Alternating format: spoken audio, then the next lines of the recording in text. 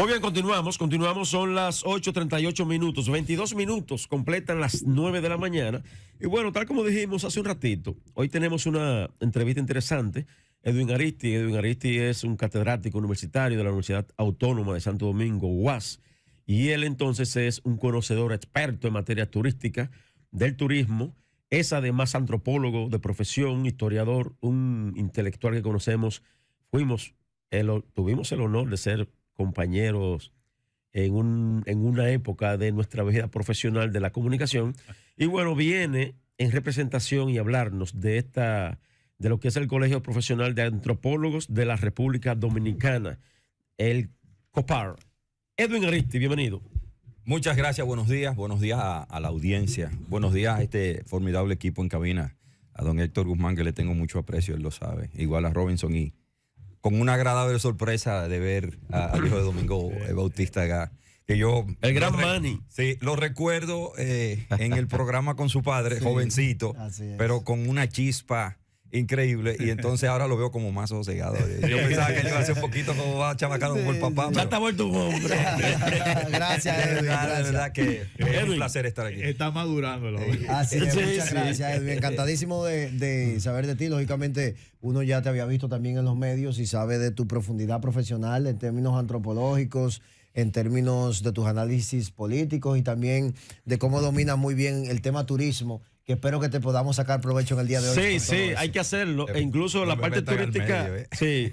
Lo del turismo vamos a dejarlo para una segunda parte. Ok, está bien. Pero vamos a comenzar con esto, Edwin. El Colegio de Antropólogos de la República Dominicana, antropólogos y antropólogas, como ustedes le llaman, incorporado en República Dominicana. Esto ya existe. Ustedes institucionalizaron lo que es el Día del Antropólogo en República Dominicana, el día 12, ¿no? Sí. Entonces, te dejo el micrófono. Gracias. Bueno, mira, este proyecto surgió hace un tiempo en nuestros deseos con el doctor Luciano Castillo Domínguez, quien es el fundador de la carrera de antropología en la República Dominicana. O sea, la antropología como carrera profesional comenzó en los años 80 en la Universidad Autónoma de Santo Domingo, a una idea del doctor Luciano, quien viene graduado de la Sorbona de París con un doctorado en antropología, etnología, que es como se le llama en Francia, y entonces hace todos los aprestos para que la Universidad Autónoma de Santo Domingo comience a impartir esta carrera, y se logra en los años 80. La población primaria fue excelente. Con el pasar del tiempo fue perdiendo quizás un poquito de interés en los estudios antropológicos en nuestro país. Los jóvenes no estaban quizás muy entusiasmados por esta carrera, porque inicia ese boom de buscar una carrera que me permita salir de ese proceso de pobreza en el cual crecí. Claro. Y es cuando se llenan entonces otras áreas de estudio en la Universidad Autónoma de Santo Domingo. A mí me tocó el privilegio de ser asesorado en la tesis de grado y también en la tesis de maestría por el doctor Luciano Castillo. Incluso formamos un pequeño grupo con él de 4 o 5 antropólogos y creamos un centro de estudio con su nombre. El grupo de estudios e investigaciones, doctor Luciano Castillo Domínguez se llama.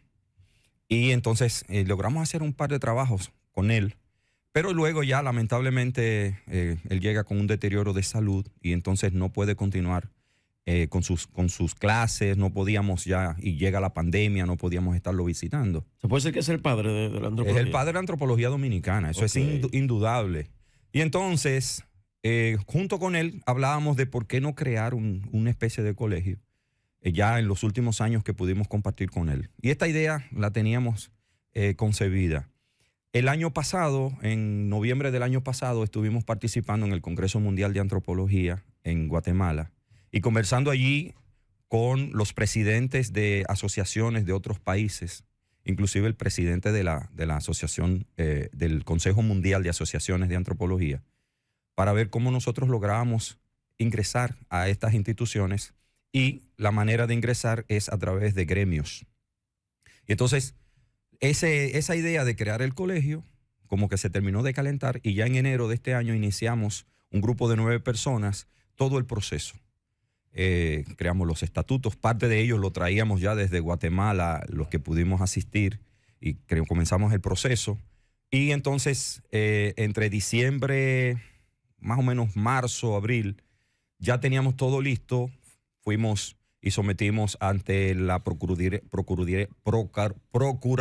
General de la República los documentos para lograr la incorporación. Nos dieron la incorporación y entonces tan pronto ya tenemos todos los documentos que nos habilitan como institución organizada. También nos afiliamos a la Asociación Latinoamericana de Antropólogos y también a ese Consejo Mundial de Antropología para ir dándole ese carácter internacional a la antropología dominicana. Pues en el día antes de ayer, el 13, hicimos el lanzamiento en la UAS, porque nosotros, los que conformamos la directiva, nacimos en la UAS. Claro. Es nuestra alma mater y además ahí es allí donde nos reunimos para conformar este proyecto. En nuestra misma facultad, en el salón de profesores. Allí nos reuníamos a trabajar y entonces, ¿qué mejor lugar para nosotros que hacer el lanzamiento en nuestra propia universidad? Recibimos el respaldo que tenemos realmente que agradecer eternamente de nuestros directores. El pasado director de la Escuela de Historia y Antropología, el maestro Teodoro Viola, junto con el actual director, que es el doctor Neido Novas, y el pasado decano, Gerardo Roa, que ahora es Neido Novas. Sí. Me dio clase en la Católica de Historia. Ah, sí, el Neido, sí. Un gran profesor. Sí, tremenda persona. Y Muy entonces el pasado decano, que ahora es vicerrector de extensión, el doctor Gerardo Roa, nos acogieron. Luego, cuando llegué, y el mismo pasado rector, Edistrudis Beltrán, nosotros incluso le presentamos un proyecto para que nos facilitara un espacio dentro de la universidad para nosotros tener la sede allí como oficina.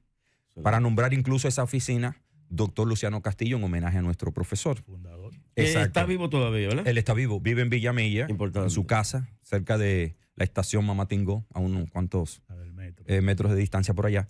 Y entonces ellos nos acogieron, luego las actuales autoridades de la universidad continuaron dándonos ese apoyo, la decana que estuvo allá y expresó sus palabras en el acto de lanzamiento, además de colegas que estuvieron allí e invitados que tuvimos, y entonces logramos hacer ese lanzamiento.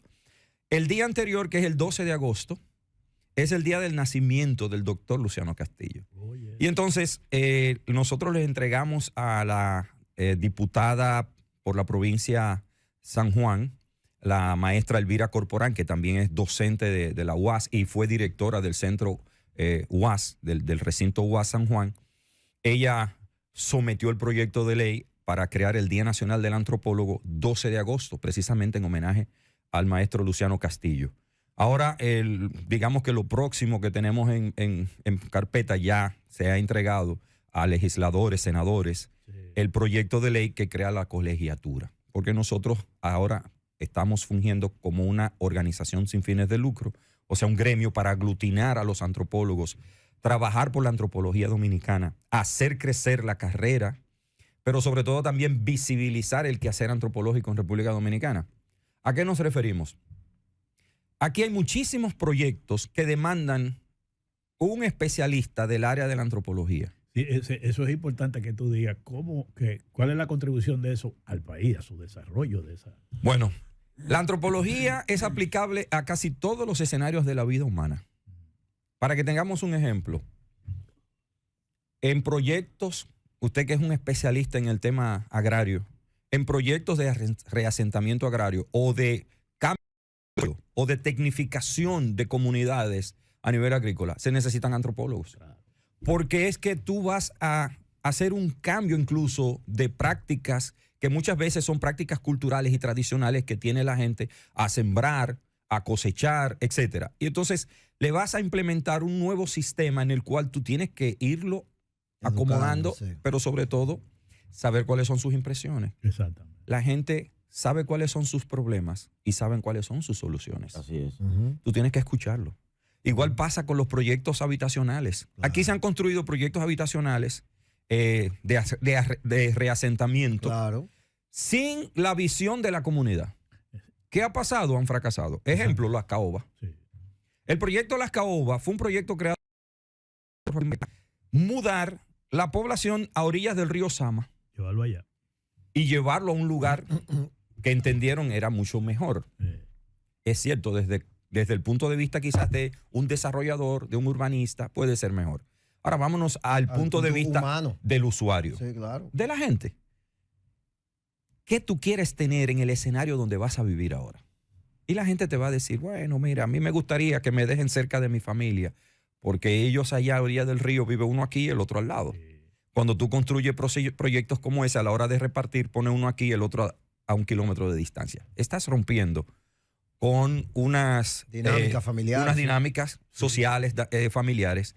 Y entonces, ahí se demandan también antropólogos, que va desde el para tú saber qué puedes ponerle a ese proyecto que la gente más o menos pueda valorar, que ellos desean, como pasó en el nuevo Boca de Cachón.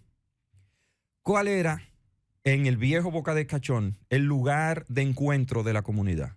El balneario, esa fuente de agua. Era ahí donde diario niños, adultos, ancianos se reunían. Y donde lo llevaron no hay agua ni cerca. Exacto. Entonces diseñan un proyecto a distancia para salvaguardarlo de la recarga del lago Enriquillo, que no era crecida. Aquí se decía crecida, el lago no había crecido, el lago se estaba recargando. Sí. Aquí no hay un humano que viva en esta isla con la edad suficiente para haber visto el lago cargado. No lo hay. ¿Por qué? Porque el lago Enriquillo era un canal marino que separaba 2 islas. Para verse recargado tiene que estar de lado a lado lleno de agua. Para verse creciendo. Para ver creciendo. Primero tiene que cargarse de lado y lado y a partir de ahí empezar a aumentar. Es cuando comienza a crecer. El lago se fue recargando realmente. ¿Y qué pasó allí? Bueno, como usted dice, don Héctor, un proyecto que se supone tenía la intención de ser ecológico, con una visión donde la gente pueda sembrar hortalizas, por lo menos en sus casas. No tenía agua. O no tenía, porque ya le están haciendo. La última vez que fui le estaban construyendo el acueducto, ya estaba casi listo. Desde ahí, desde el manantial precisamente, pero aún así, además del agua, el lugar de encuentro de ellos es eso. Ellos siguen bajando. Van al sitio. Entonces, todas estas cosas se evitan si tú utilizas los antropólogos. Los antropólogos tienen áreas que ustedes no tienen. El área de la salud, ejemplo. ¿Qué hace el dominicano cuando le da fiebre, cuando tiene gripe?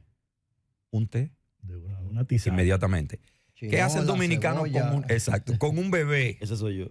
que tiene unos malestares? ¿En qué piensa? Algunos piensan en brujería. Otros piensan en las brujas. Primero en las brujas. Es una bruja que se lo está chupando. Eso es un elemento cultural. Sí, Y también le hablan de que el mal de ojo. Exacto. Claro, el mal de ojo, que le llaman el susto también. En los países latinoamericanos le llaman el susto. Ajá. Sí. Un sinnúmero de prácticas que nosotros tenemos de medicina tradicional. Incluso tenemos lo que se llaman enfermedades culturales. El empalchao, el embuchao, el muelmo. Todo eso son enfermedades culturales. Y la manera de tú poder curarla es con la cultura. Entonces ahí viene el ensalmo, ahí viene el uso de tisana, etcétera, etcétera. La antropología trabaja eso, que se llama antropología médica. Yo les doy clase a estudiantes de medicina de antropología médica. ¿Por qué? Porque a ellos se les va a enseñar siempre la visión biologicista de la medicina, de la ciencia de la salud. Pero hay un elemento cultural, incluso en la que se llama el trato médico-paciente, en cómo la gente percibe la muerte, en ¿cuáles mecanismos utiliza el ser humano para resolver sus problemas de manera inmediata? Cuando no tengo para comprar el medicamento, me bebo un té. Por eso en nuestros campos, nuestras abuelas tienen en el patio un sinnúmero de plantas que cuando tú llegas, tú dices, pero ven acá, y tú estás mato. Sí. Y la mente es tan poderosa que cuando consumen esos remedios caseros, se mejoran muchas veces y sienten, No, porque o por lo menos sienten que están mejor. ¿Tú entiendes? Mira, tiene 2 cosas. El componente psicológico que tú acabas de mencionar, pero también tiene un componente real de moléculas que sí tienden a curar ciertas enfermedades, pero no todas. O por lo menos aliviarlas. Porque los medicamentos, ¿de dónde lo extraen? De esas mismas plantas. De la planta. ¿De dónde me hacen la pastilla para la gripe? De la vitamina C. Edwin, entonces, ¿un antropólogo estudia la psiquis del ser humano? No. Aunque sí está, digamos, hasta cierto punto ligado. Lo que el antropólogo estudia es el ser humano todo a través de la cultura. Claro, correcto. Es el punto principal, cultura. De hecho, la antropología es la ciencia que ha tratado de explicar y domar, para decirlo de alguna manera, el concepto cultura. Entonces, el antropólogo estudia al ser humano de una manera integral, porque los humanos somos seres biológicos. Somos sociales, psicosociales, que es como se le dice, la parte psíquica y lo social, y seres culturales. La cultura es el único aspecto humano después ninguna otra especie tiene cultura, solo el ser humano. Es esa herramienta que le permitió al ser humano poder adaptarse en su proceso de cambio hacia los escenarios donde se fue ubicando. El blanco tiene la piel blanca, no es porque Dios le dio una mano de pintura, No, es un tema del sol. o para ponerlo bonito, que la gente dice, ese tipo es blanco, ese tipo es hermoso. Sí. Es exactamente eso, como dice Manny. La falta de sol, porque en los lugares donde se ubicó, las temperaturas son más bajas, hace menos Más sol fría. al año. Entonces, la melanina Pigmentó de la piel menos. se le fue. Ujú. La nariz perfilada se le alargó, se puso así como le dicen perfilada, como un mecanismo de calentar el rostro con el frío. Es un mecanismo de defensa. De defensa. De Entonces, adaptación física esa del cuerpo, adaptación sí. viene biológica, que es la adaptación biológica, los cambios del ser humano. Viene ayudada, por la cultura. Así es. Por eso en el proceso evolutivo hay dos elementos que van juntos, que son siameses. Uno se llama la hominización, hacernos de animal a humano, y luego la humanización, que es crear la cultura en el proceso de la hominización. Son juntos. Entonces el ser humano hay que estudiarlo en lo biológico, pero hay que estudiarlo en lo psicológico y lo social. Y también hay que estudiarlo en lo cultural. Y eso es la antropología. Yo recuerdo, hermano Edwin, que yo toqué el tema de la antropología así como de manera oficial por primera vez en la universidad. Entonces, tuve una materia de antropología. Ahora, no sé qué tanto en términos educativos en el país, por lo menos en un nivel básico, a los jóvenes se esté formando en este sentido para que entiendan el rol de esta ciencia social en la misma sociedad, básicamente, y la importancia de tener estas informaciones. Por ejemplo, aquí hablamos, ya tú has mencionado muchas veces la palabra cultura, y de inmediato a mí me llega a la mente que en el Ministerio de Cultura debe de haber un departamento de antropología. Yo espero que lo haya. Eso es lo primero. ¿Me entiendes? Pero ya tú has hablado de que en otro tipo de instituciones, por ejemplo, de construcción, que desarrollan proyectos habitacionales, debe de haber un área de antropología en cada proyecto para esas transiciones, para esos movimientos, esos traslados de familias, de miles de personas de un lado a otro. Y el mismo ayuntamiento. Proceso. Por ejemplo, el ayuntamiento. Pero también quisiera que tú abordaras en el sector privado también cómo la antropología incide. Bueno. No solamente en el gobierno, no solamente en las instituciones públicas, también en una empresa de 2.000 empleados, de 5.000 empleados, cómo la antropología incide. Existe exactamente eso, una antropología de la empresa.